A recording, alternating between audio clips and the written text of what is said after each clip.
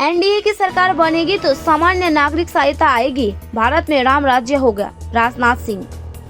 ममता सरकार हर पल गड़बड़ी का ठिका प्रधानमंत्री नरेंद्र मोदी पर फोड़ती रहती है। अगर आपको कोई गड़बड़ी दिखे तो आप कहेंगे ये नरेंद्र मोदी ने किया। रक्षा मंत्री राजनाथ सिंह ने जयगांव के छोटे मैचे बस्ती में जनसभा से मुख्यमंत्री ममता बनर्जी पर जमकर हमला बोला। उन्होंने बताया कि संदेश खाली की महिलाओं को न्याय मिलेगा। भाजपा जो कहती है वो करती है, कभी पीछे नहीं हटती। सरकार बनेगी तो सामान्य नागरिक सहायता आएगी, भारत में राम राज्य होगा। भारत अब कमजोर नहीं है, मजबूत देश हमारा है। अब भारत में आतंकवादी नहीं है। भारतीय सेना और वायुसेना ने सर्जिकल स्ट्राइक और एयर स्ट्राइक को अंजाम दिया है। इस राज्य में तृणमूल का युग खत्म हो गया है। हम देश में सांप्रदायिकता की राजनीति नहीं करते, हम देश बनाने की राजनीति करते हैं। जिन लोगों के घर नहीं बने हैं उनके लिए घर बनाया जाएगा। जिन लोगों को गैस नहीं मिला उन्हें गैस मिलेगा।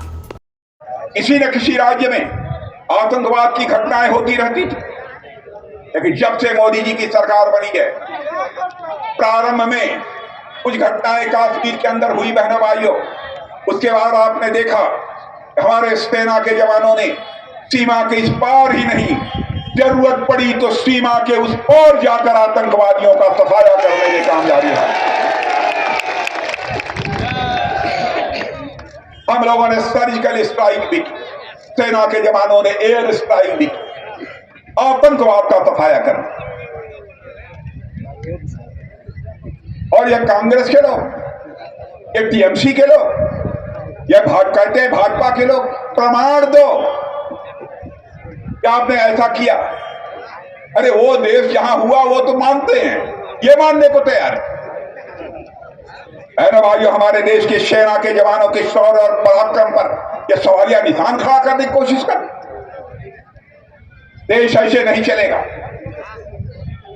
और मैं आज कहकर जाना चाहता हूं बहनों भाइयों, अब टीएमसी का समय पश्चिम बंगाल की धरती से समाप्त हो चुका है। बहनों भाइयों, टीएमसी अब अपनी समाप्ति की ओर बढ़ चली है।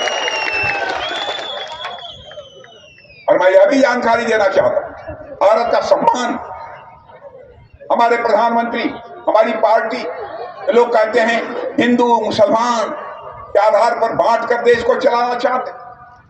हम लोग